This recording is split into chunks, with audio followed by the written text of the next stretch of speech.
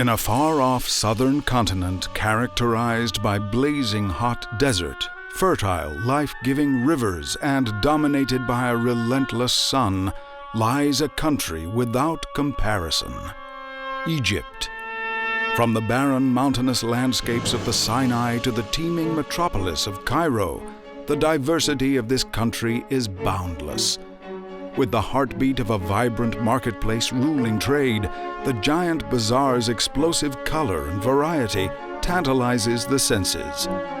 The River Nile, coursing from the city gates, delves deep into the Sahara, carving a kilometer-wide strip of verdant green which passes through centuries of ancient history. From a tiny rivulet born over 5,000 years ago, there grew an astounding culture, the like of which will never be seen again.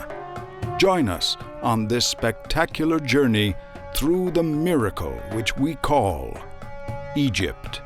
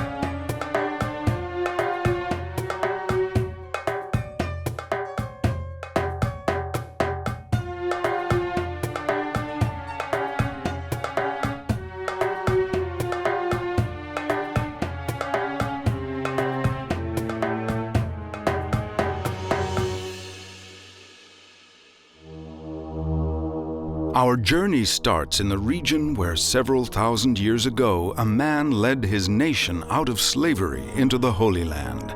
Moses' journey out of Egypt is littered with miracles and legends which mark the history of the stunning Mount Sinai. The sun rises above this spiritual place, astounding us with its panoply of color. The Sinai Peninsula lies in the east of Egypt, on the border between Africa and Asia. This peninsula is characterized by desert and its vast chain of mountains. Mount Sinai, also known as Mount Moses, is found in the south of the peninsula and climbs to a height of 2,285 meters, the second highest mountain in Egypt. As dawn breaks, it touches the summit of the mountains. The multitude of peaks are still shrouded in mist till long past daybreak. But even now, there are often large groups of people gathering at the Holy Mount. These people are pilgrims who started their journey many hours before at the river base, climbing to the summit in order to celebrate the traditional rising of the sun. At the very top of the mount sits the Chapel of St. Moses, also called the Chapel of the Holy Trinity. The exterior is surprisingly simple, given that the legend of Moses receiving the tablets of the 10 Commandments from God happened here. The chapel roof boasts a massive bell on which are written praises to God, doxology, in Greek. Above the bell, a small sign in dozens of languages declares peace on earth and goodwill to all men.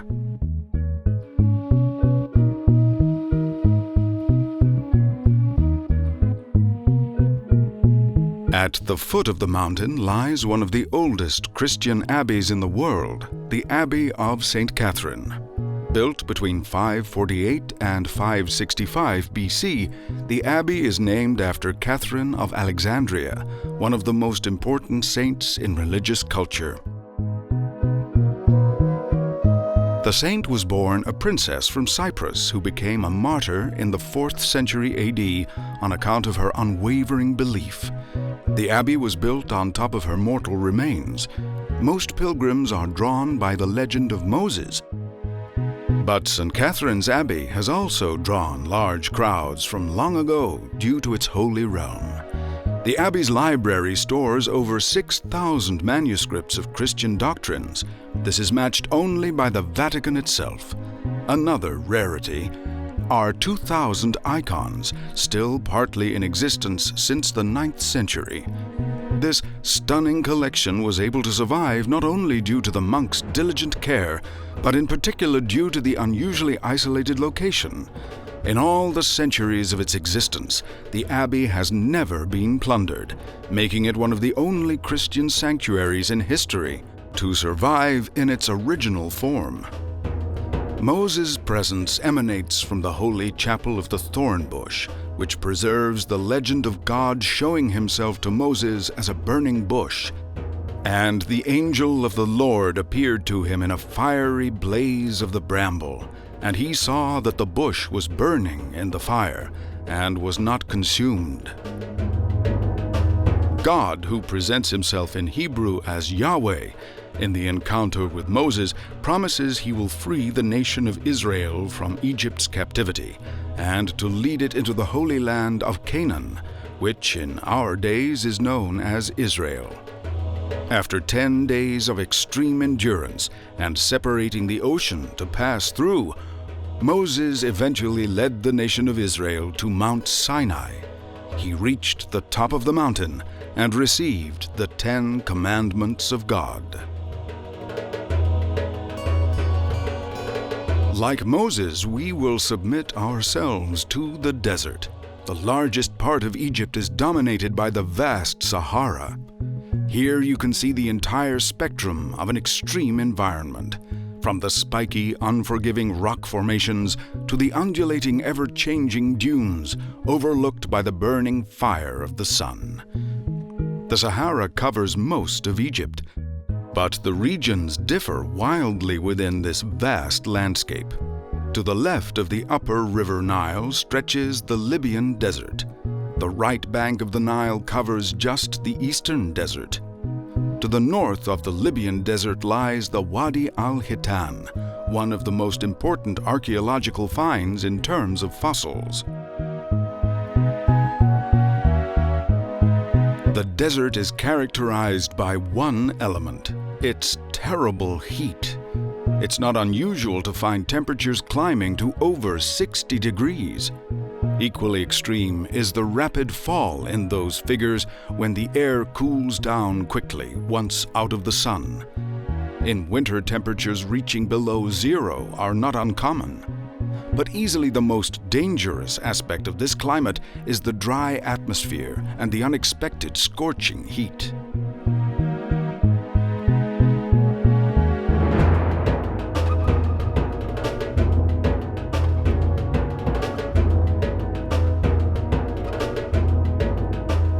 Despite the scarcity of water in this hostile environment, it is still possible to track signs of life in the extreme desert. Crisscrossing the Sahara are dozens of riverbeds, once fed by water but now long since dried out. But as the wadis still carry water when rain falls in the mountains, they still draw clusters of nomads who need to cross the desert. The apparent peace of the wadis is deceptive. With sudden thunderstorms in the mountains, the water levels can rise dramatically, even putting travelers at risk of drowning. The primeval ocean covered the entire continent Tethys 40 million years ago. This accounts for the remains of ancient mammals often found here. The Egyptian Wadi al-Hitan, the Valley of the Whales, gives its name to the host of discovered whale skeletons. Most of them are fossilized remains of the now extinct Basilosaurus, also known as king lizard. Similar to the swordfish, this predator whale survived on a diet of small fish. These fossils show the remains of hind legs, which proves the theory that whales are the ancestors of all animal species.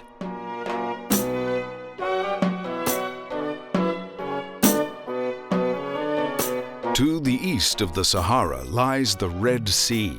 Its name may derive from the Persians, who gave all cardinal directional points a distinctive color. This sea marked their most southerly point, which became the Red Sea. The north point was named the Black Sea.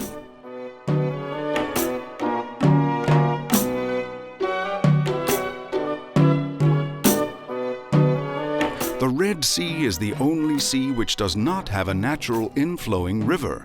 Instead, there's a sea gate in the south which connects to the Indian Ocean.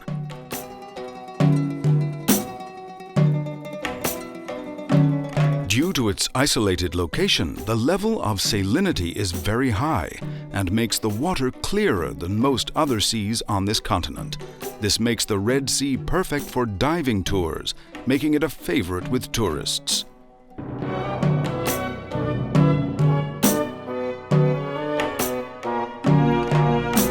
In this vast desert landscape, there is some respite in the form of gurgling oases which allow for some life to exist in this wilderness. From the beginning of time, these oases have been vital for the survival of the indigenous desert tribes. From the outside, no more than a small rock pool sheltered by a couple of sparse palm trees, whole cities could survive off the underground water supply hidden beneath the sand. The majority of oases have their source in a deep underground basin stemming from below sea level. The groundwater collects in these pools and comes to the surface as a small lake or stream. A variety of species of plants and trees thrive here, from deciduous trees to palm trees, and typically reed grasses close to the bubbly springs.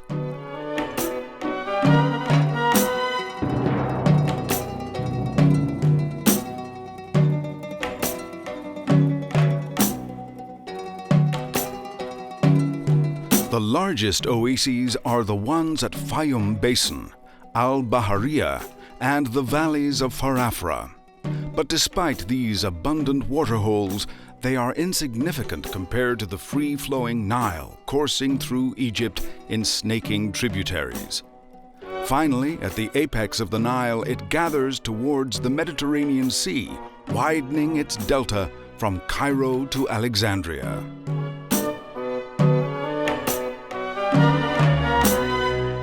Imagine a long journey through the fierce conditions of the desert. Every drop of water would be valued. At last we reach the mighty Nile. This is the longest river on earth and was the life source for ancient Egypt. The Nile begins at the junction where the White and Blue Nile meet at Khartoum. On the fertile banks of the Nile, lush vegetation sprawls 2 to 3 miles wide, creating a green swathe through the desert. Small settlements have grown up around these date palm oases along the entire river. Annual flooding guarantees a prolific fertilization of the soil. The vivid color of the Nile mud gave its name to the ancient Egyptian state, Kekhmet, the Black Land. Since the building of the mighty Aswan Dam, no flooding has breached the banks. For centuries, the Nile was the thoroughfare for fishermen and later merchant ships. Now it is a flourishing tourist route for luxury passenger ships, ferrying tourists from one exotic Nile city to the next, past its breathtaking ruins.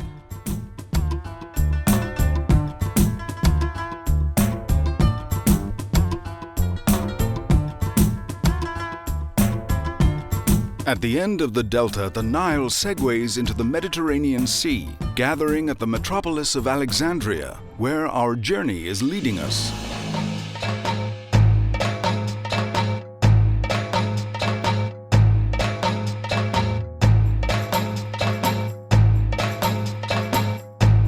Alexandria is located on the Mediterranean coast and is the second biggest city in Egypt after Cairo.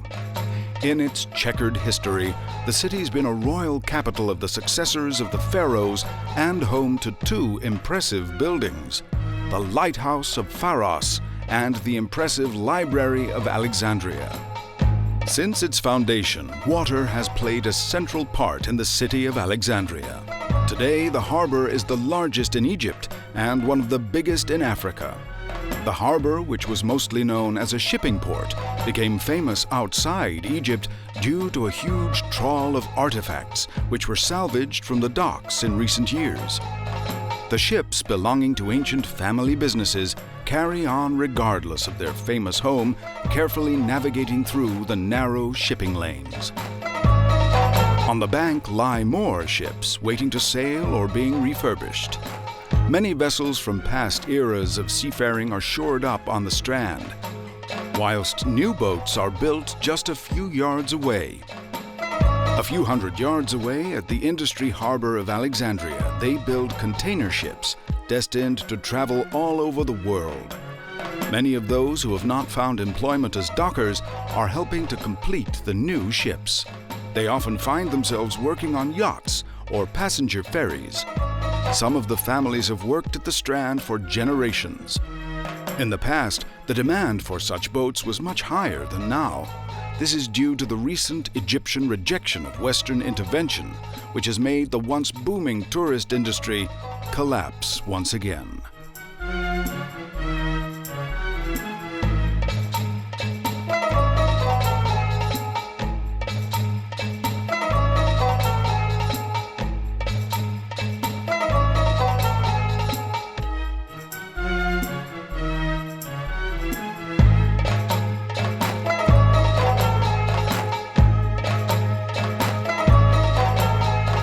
The tourists are not aware of the dockers' huge efforts on the Strand. Instead, they are enthralled by the history of the country and its native tongues. On top of a world-class ruin stands Fort Kite Bay, which watches over Alexandria Harbor. The defensive fortification was built at the end of the 15th century. Before then, it stood on the same spot as the famous Pharos Lighthouse. The lighthouse was built by Ptolemy, the ruler of the leading dynasty. Greek successors to the Egyptian pharaohs around 280 BC. After withstanding centuries of earthquakes, the lighthouse finally collapsed and left behind just its ruins. The stones were eventually reused to build the fortress.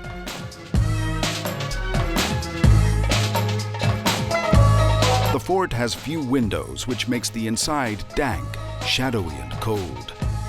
The high, thick walls are supported by a complicated system of semicircular arches and vaults. This massive and well-fortified construction was primarily built for defense against the Turks. Finally, it was used for defensive purposes and wars, arguably far more than its architects would have imagined. Where today the Egyptian flag flaps proudly on battlements reaching to the sky, back then, at the time of the Napoleonic Wars, guards patrolled on top of the walls and towers. In the inner courtyard, garrisons housed the troops of soldiers. Now, all the small islets and narrow spy holes have been bricked up, no longer used by foreign military, but by nosy tourists who lurk in front of the gates, staring into history.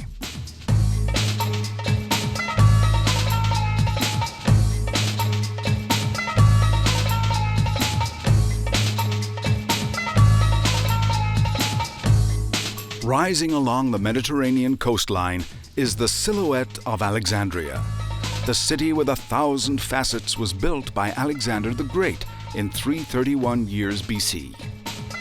The city has carried his name ever since. This new city only took a few years to become one of the most important cities in the Mediterranean. With the building of the lighthouse at Pharos and the Great Library, Alexandria's reputation as a sophisticated cosmopolitan city was sealed. But the lighthouse collapsed and the Great Library was consumed by fire. Dozens of natural catastrophes, earthquakes, and floods brought Alexandria to its knees and left it almost meaningless. Today, the city presents itself in a new light. Contemporary architecture of the 19th and 20th century stands between the credentials of the city's Ptolemaic forefathers. A visitor may be anxious that the past will not represent itself more clearly, but if they look, it bursts out in between the modern alleys and side streets. On first impression, the cityscape is heavily influenced by traders, hawkers, and shops who try and tempt you with their fresh goods and produce.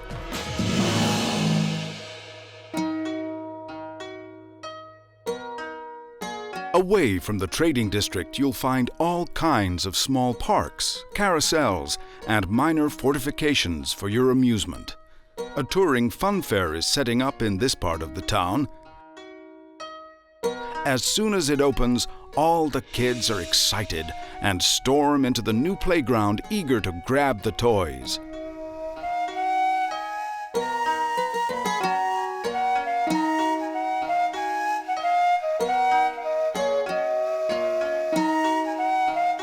Just a stone's throw away is an animal marketplace. As in other African countries, Egypt has similar traditions, and in Alexandria, the connection between human and animal is still very direct and original.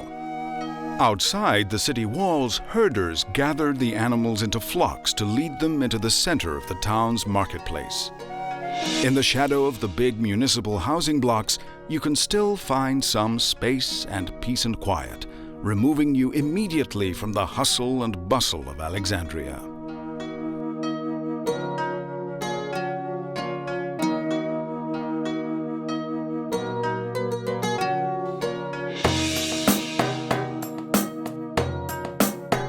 Rising 150 feet into the air is the Pillar of Pompeii. This is the largest Roman pillar ever found outside the imperial capitals of Rome and Constantinople, Istanbul. Besides this heirloom of Roman history are the Sphinxes, part of the incredible Egyptian legacy. The pillar's name goes back to the commander Gnaeus Pompeius Magnus, despite it actually being built in honor of the Roman emperor, Diocletian.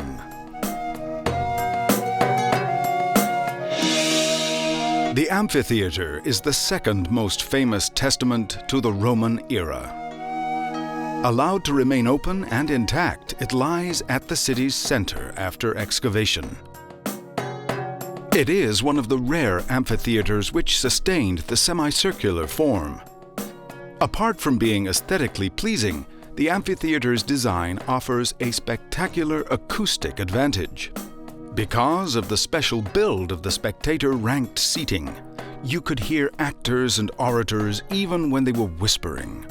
Most likely the entertainment was in line with the bread and circuses theme. Gladiator and animal fights took place, as was common in the rest of the country at that time.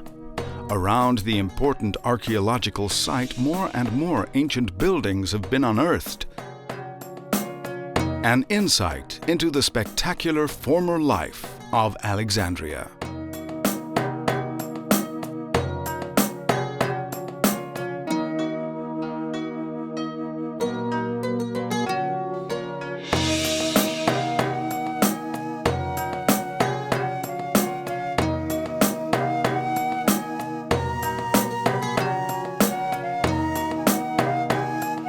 Another place here that attracts many people but has nothing to do with the Romans is the Montaza Palace.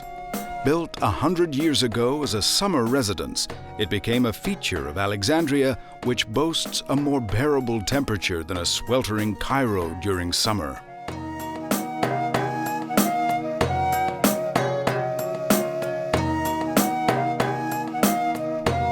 The architecture of the palace is out of line with the classic Egyptian style.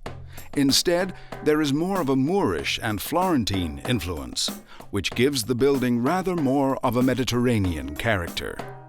The grand palace, with its fences and lack of crowds, may give the impression that it is closed to the public. In fact, the Montaza Palace has been open to visitors for many years. It offers tourists a wonderful tour, and because of its walls, a breathtaking view from the top ledges of its rising tower. Today, the grounds and gardens of the palace are enjoyed as picnic areas for the lucky inhabitants of Alexandria.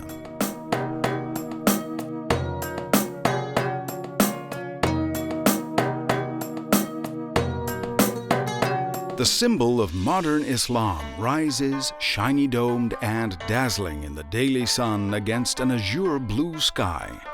The mosque, at once both a meeting point and a place of religious worship for every Muslim, Islam is the most widespread religion in the Near and Middle East and in the Arabic-speaking world.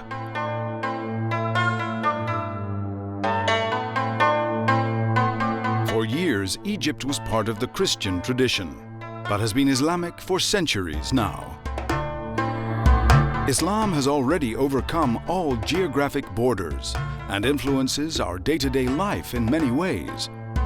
We can see just in the face of the beautiful cupolas and minarets of the mosque the true impression of Islam. In the beginning of the 7th century, followers across the ancient world declared the Prophet Muhammad the messenger of Allah and founder of the religion of Islam. After the Prophet's death, the new religion spread at an almost unbelievable pace, first in the Far East and then across whole continents, including North Africa and finally into Europe. All these different cultures witnessed the spread of Islam. Alongside this, there emerged many different and unique architectural forms, from mud and clay mosques of the Sudan to the domes of Granada in Spain.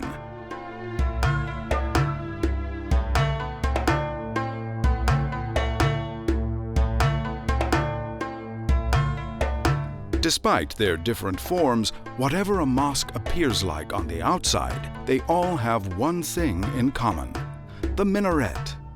5 times a day, this tower is climbed by the muezzin. He calls all the believers out to prayer. In addition to the more typical minarets, which carry a pitched roof, you may also see more exotic ones. For example, minarets with staircases on the outside. This type goes back to the Samarra Mosque in Iraq. Just as all mosques have a minaret, likewise the large open space, an internal courtyard, belongs to every mosque. Generally, there is a fountain built in every space which serves the daily ritual of washing. Before every prayer, you have to wash face, hands, and feet. Because of the fountain's deep religious significance, they often have a generous high roof. In front of the Muhammad Ali Mosque in Cairo stands a fountain, the pavilion of which is especially finely wrought. Inside the mosque lies the most important element of the tradition, the mihrab, the prayer corner. In the Sultan Hassan Mosque, this corner is adorned with the finest marble by the most accomplished builders. The praying corner points in the direction of Mecca and shows the supplicant which direction to pray towards.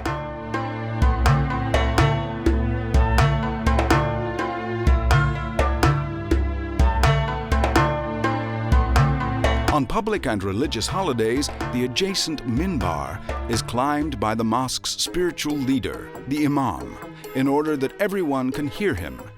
He stands with his back towards the crowd, facing the mihrab. The circular form of the prayer corner ensures the voice of the imam is thrown out loud and clear back into the room.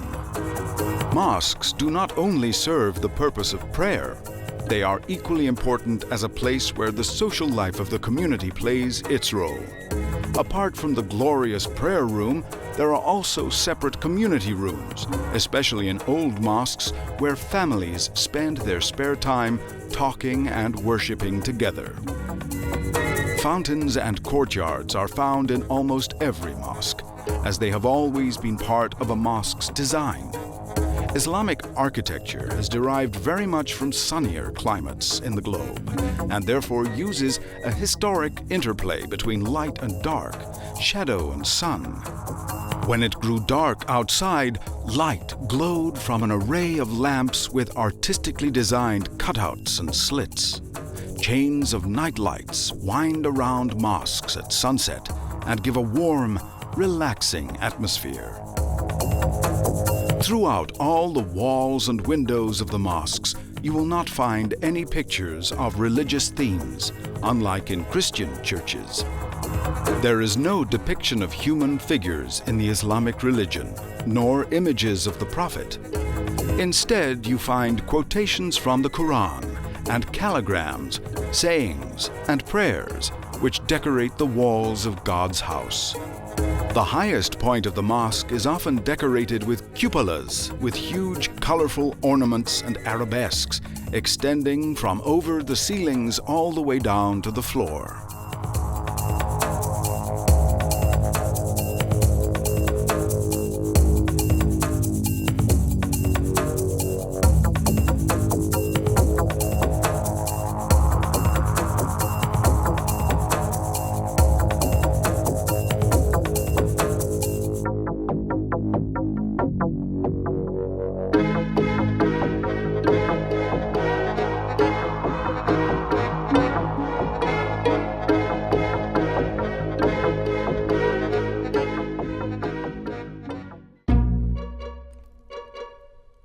Cutting through the narrow, thronging streets like a deep ravine, this passageway runs towards the center of Egypt's capital, passing flats, houses, and buildings from all decades of the past century as it merges into the skyline of Cairo.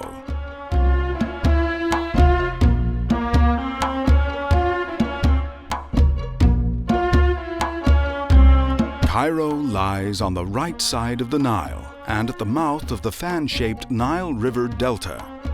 In Egyptian, the city is called Al-Qahira, meaning the victorious.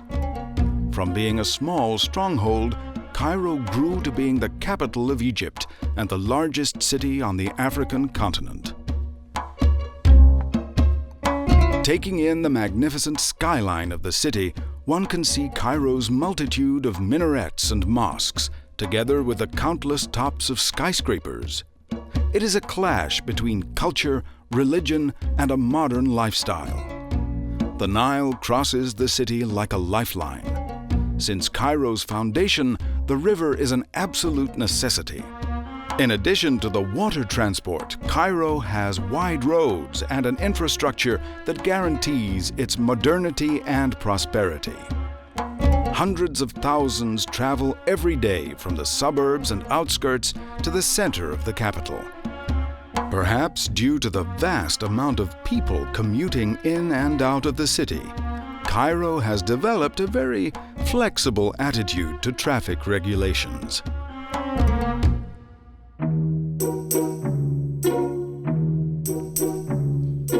Let's move away from the bustling crowds on the street into the tightness of the alleys. The fascinating bazaar offers goods from all over the country.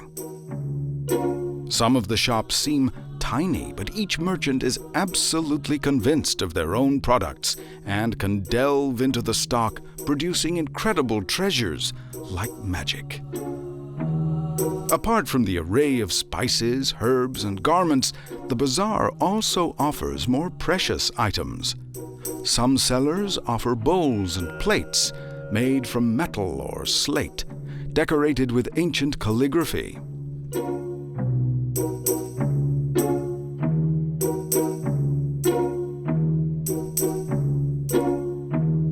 Other clever merchants have transformed their stores to make them look like shops on the high street. Fresh produce like meat, fruit, and vegetables are displayed and judged by the critical customers.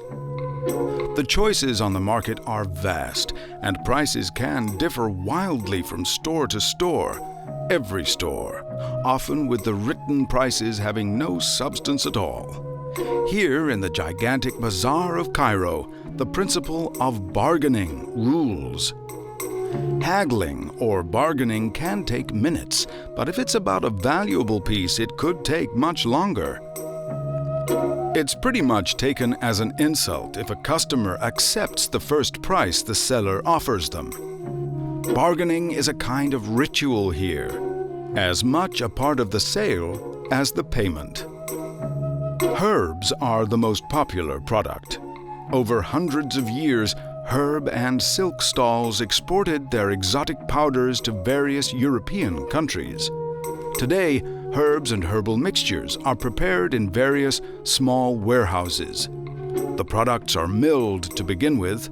The powder that comes out of the mill is still not fine and aromatic enough to be sold immediately. The powder then needs to be sieved, reworked and sieved again until it is absolutely pure.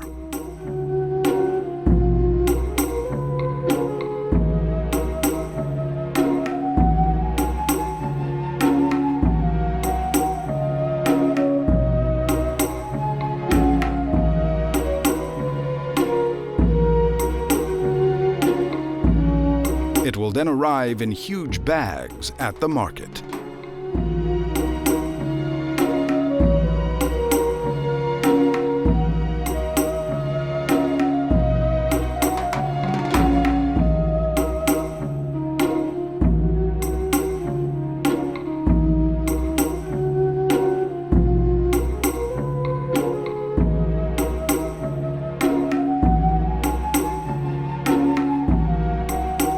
Outside the city center is a camel market.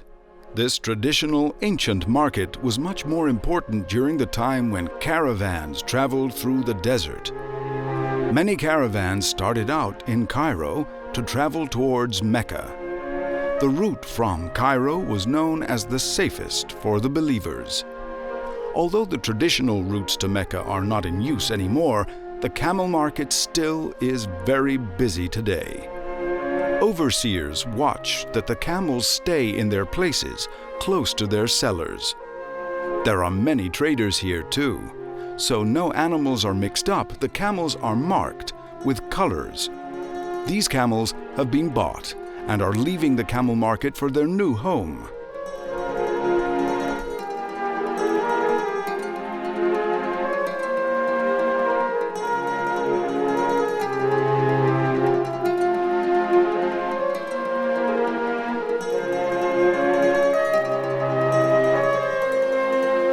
We're back in Cairo at the Egyptian Museum. It was built in the year 1900 to save the valuable art treasures gleaned from thousands of years of tomb robberies. This museum's collection is considered to be the largest in the world and includes countless artifacts belonging to Egyptian emperors. But not every king of Egypt was a pharaoh. Only in the 17th dynasty, about 1,700 years ago, were Egyptian kings given the title pharaoh.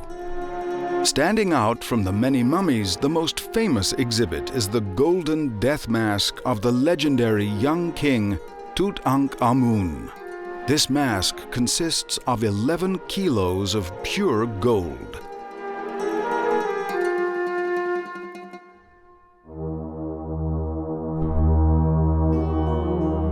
What we know about the kings of ancient Egypt comes mainly from tombs and buildings built by the pharaoh in their honor. Unbeknown to the many visitors and followers of Egyptian culture, the oldest evidence of the dynasty lies not hundreds of miles from the heart of the city, but right here at the gates of Cairo. From the Second Dynasty onwards, the suburb of Saqqara was used as burial place for all the Egyptian pharaohs and kings. Two more infamous temple complexes of pharaoh dynasties are located here at the river bend of the Nile: Karnak and Luxor. The most extensive information about Egypt's gods can be found in these huge temple complexes. The largest is the temple city Karnak. Karnak's history goes as far back as 2000 BC. On its vast ground are not only temples for gods, but also for pharaohs, kings, and very often their wives. The biggest temples are for the king of gods Amun-Re, the god of war Mont, and the goddess Mut. Religion played a leading role in ancient Egypt. The belief in the ubiquity of the gods was mirrored in the pharaoh, who was seen as the son of the sun god Re. The Egyptian sky, depicting hundreds of gods, was the largest in history. Benevolent gods like the sun god Re and the god of creation Atum stood opposite the gods of destruction like Set, and Apophis.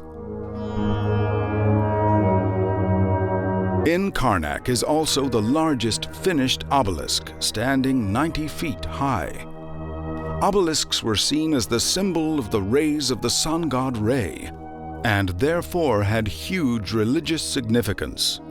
Obelisks were always carved from a single piece of rock, but the finished obelisk could not contain any blemishes or cracks. If a defect was found during the carving, the work was ceased immediately and abandoned. Leading from the temple of Amun used to be an alleyway adorned with countless sphinxes leading up to the legendary temple complex of Luxor. This complex was the annual setting for the Opet festival. On this festival, statues of the gods Amun, Mut, and Khans were taken by boat-like chariots on a procession from Karnak through to the yards and the columned halls onto the road to Luxor. We have learned that this ceremony and strenuous ritual was performed to legitimize the emperor and therefore the maintenance of the Ma'at, the ancient Egyptian world order. The principal belief of the Egyptian era was that this order could only exist through the pharaoh and his execution of rituals like the Opet festival. This was the only way to prevent chaos and the destruction of their mighty empire.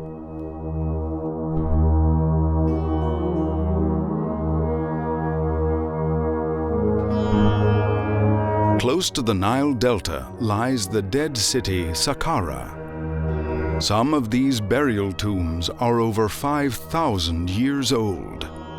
The name Saqqara is probably a derivation of the name of the god of death, Sokar. He featured in an incredible ritual in which mummies would lose their souls. Saqqara became a burial ground so early in Egypt's history, probably due to its close proximity to Memphis, the original capital of Egypt, just a few miles from here. Here we can see, inside the tomb of Teti, a wall with astounding hieroglyphics. These scripts were probably never finished, as Teti died unexpectedly. The hieroglyphics were meant to lead the king to the realm of the dead. Originally in Saqqara, these murals, still found in many tombs today, used to be drawn on the outside, but gradually they were transferred inside to protect them from the corrosive weather and sandstorms. Next to the ruined chapels rises the Pyramid of Djoser. It represents the belief of life after death and has suffered the ravages of time. On the highest point over the complex stands the oldest witness to the ancient world. There are about 80 pyramids remaining throughout Egypt. The most famous ones are found in Giza, but many more are found in other necropolises around the Nile Delta. Not all of the pyramids were designed to be burial grounds. Some were used as fake graves or cultural palaces. The Djoser Pyramid is one of the first pyramids in Egypt. 4,700 years ago, it was built by the legendary architect Imhotep. The pyramid has 6 steps and is 180 feet high. The form of the pyramid is based on the first mastaba. It consisted of only one stone step. In time, more and more mastabas were built on top of each other, and this is how the first step pyramids evolved. Although from the outside these pyramids differ from the Great Pyramids of Giza, inside all pyramids have these step forms. They only get their comparatively smooth surface from the amount of steps and the type of cladding.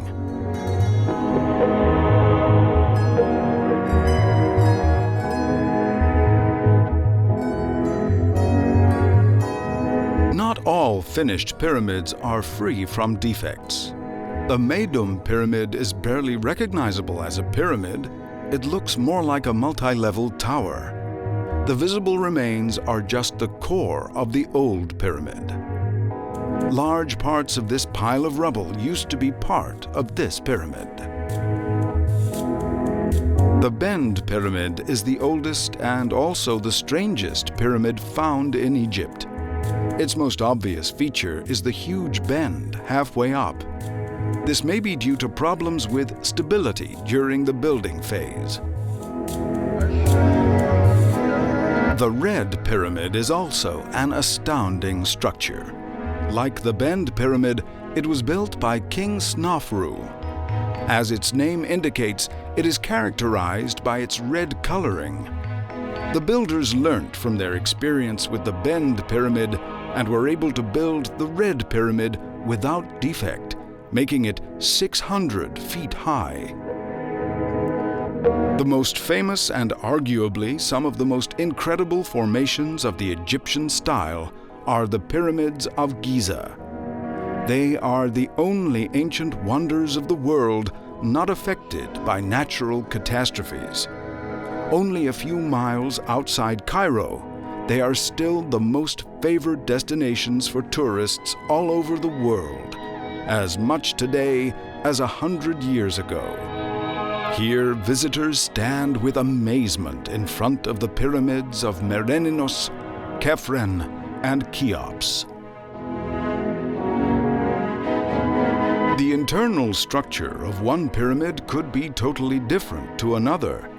At the Cheops pyramid, the burial chamber is in the center of the building. Many people claim that the path inside is part of a dark, branched labyrinth, which can only be navigated by the workers who built the pyramid. The curse of the pharaoh is also a legend. This can be said to be confirmed by the empty tomb inside the chamber. Even today, there are many questions surrounding the erection of these stone colossuses.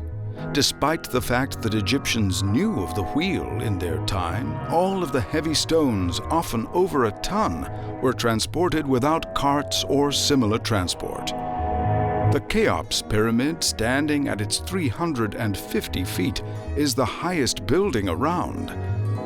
Even though this colossal pyramid seems like a wonder in itself, the real wonder was supposed to have happened during the reign of Cheops. A man named Dedi was brought before the king and was able to reattach the head of a dead goose onto its body, making it live again. As a reward, the magician was promised a life of luxury. Stories like this allow archaeologists to examine the culture, beliefs, and intellect of ancient Egypt.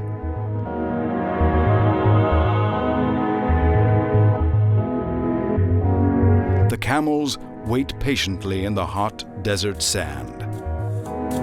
Although there are plenty of comfortable vehicles which now transport tourists effortlessly to the pyramid sites, camels are still the most popular form of transport. There can be no question. Approaching the pyramids on the back of a swinging ship of the desert. Close to the monumental structures rises another part of Egypt's legacy, the Sphinx. For over 4,000 years, as long as Egypt has existed, the mighty Sphinx has stared into the desert. There are many secrets and legends whispered even today. It is unclear whether it was built as a guardian for a tomb or as a portrait of a king. The most intriguing mystery is perhaps its broken nose. The most common assumption was that the cannons of Napoleon on his Africa crusade destroyed it, but this was proven wrong. It is more likely that a fanatical iconoclast broke off the nose to make a stand against religion or culture.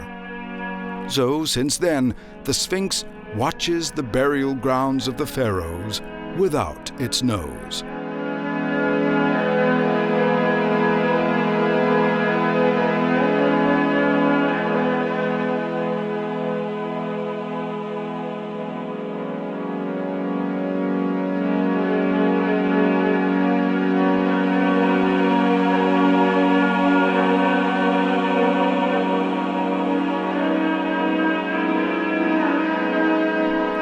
3,000 miles further south of Giza are the temples of Abu Simbel, carved out of stone.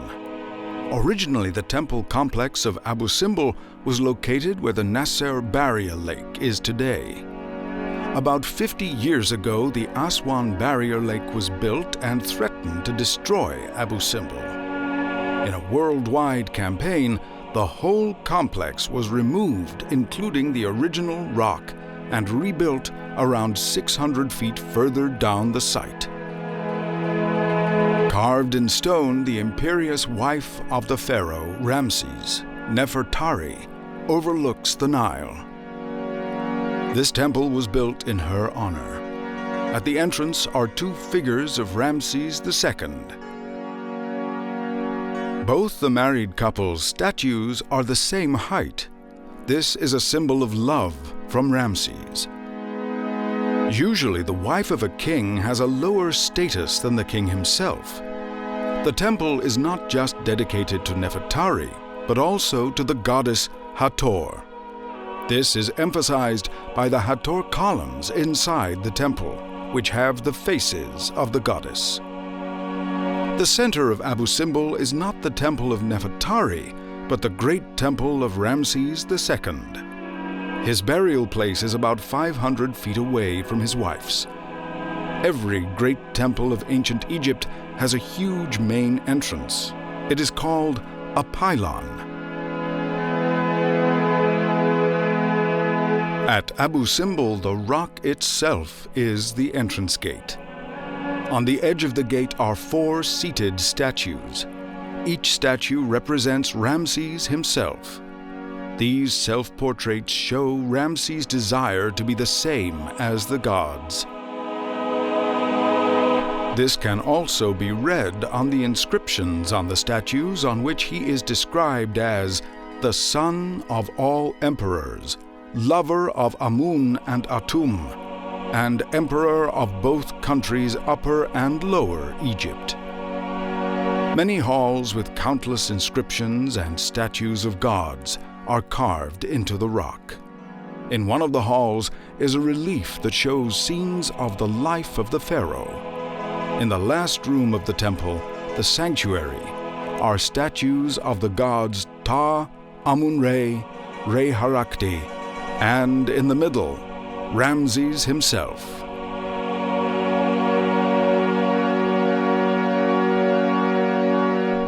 From the amazing temple complex of Abu Simbel, we are now on our way to a valley that some might say is even more legendary. The twin statues of the Memnon Colossus guard the street leading to the tomb of the emperors which bears its name, the Valley of the Kings. Back in time, it is said the statues gave out mysterious sounds at dawn.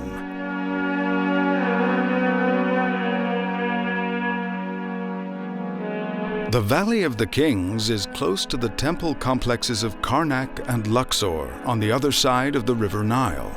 As at Saqqara, this valley contains a multitude of tombs of pharaohs and kings lined up next to each other. Surrounded by mountains and hills, the burial grounds are spread right across the vast valley. Next to this, in the south, lies the Valley of the Queens. These are similar tombs housing the wives of the kings and many senior dignitaries and officials of Egyptian courts. Here, the numerous tombs look unimpressive and seem to merge with the desert sand and dunes. These tombs' plain appearance may have been a ruse to deter thieves, because we now know inside these graves were decorations of the highest order. Not far from the Valley of the Queens is the enormous temple dedicated to Hatshepsut. She was one of the few queens of Egypt who reigned by herself. During her dynasty, many innovative ideas were expounded in architecture and design, and her era is characterized by an exceptionally long period of peace. Her temple is architecturally very different to other temples from the same period. Among its outstanding features are the columned halls that replace the traditional mighty entrance gates. Also, these open out onto vast terraces, giving an affable, friendly, open impression, in contrast to the old, dark and tightly constructed temples of the pharaohs. The balcony that leads over 2 floors contains inscriptions about the life of Hatshepsut. In the right wing are drawings depicting the royal birth of the queen. This is therefore called the birth hall. In another hall are drawings about an expedition to a wealthy country which has great treasures such as gold, ebony, and myrrh. Like many other burial places, the grave of Hatshepsut wasn't only dedicated to the queen, but also to some gods, which is why there are chapels and temples with murals in honor of the gods Anubis and Hathor. Now we are leaving the death temple of the queen and making our way back to the Valley of the Kings. Despite all precautions, the graves of this infamous valley have been victims of countless grave robbers. And even after detailed explorations and additional digs, the looting decreased only a little. In 1922, the biggest find in the history of the valley was made: the grave of Tutankhamun. Because the entrance of the grave was buried for a long time down a long passage, all the treasures of the pharaoh remained untouched, as well as the legendary golden death mask. The graves of the pharaohs have always fascinated local people. But there are no traces or records of the ancient workers or of ordinary citizens of Egypt, with one exception: the Deir el-Medina, which is a workers' village in the Valley of the Kings. Here there used to live artists and workers who built and painted the graves and artifacts. Many shards have been found between the ruins, often depicting writing called ostraka. These testaments were a sensational source of information about the lives of the ordinary people in ancient Egypt. In the village we have found not only remains of houses, but also of little chapels and graveyards. Sometimes the quality of the mural paintings of these graves can match even the more famous paintings in the graves of the pharaohs themselves.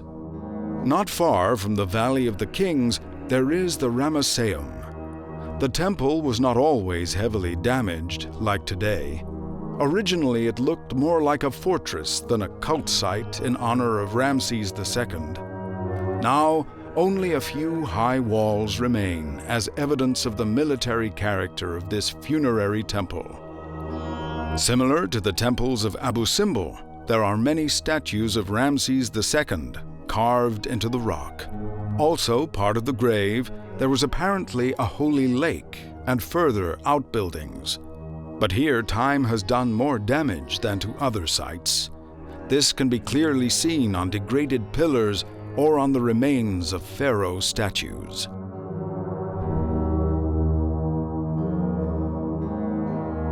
Egypt.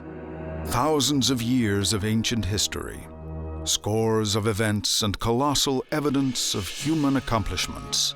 Here are the last wonders of the world, the remaining ruins of a bygone era of the kings of the desert.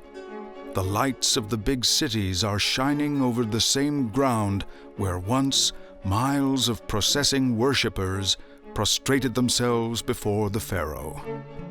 Now over the land of the pharaohs, over the scorching deserts, mosques, and sprawling metropolises that comprise modern Egypt, the sun finally sets behind the impressive pyramids, leaving us once again reflecting, always in awe.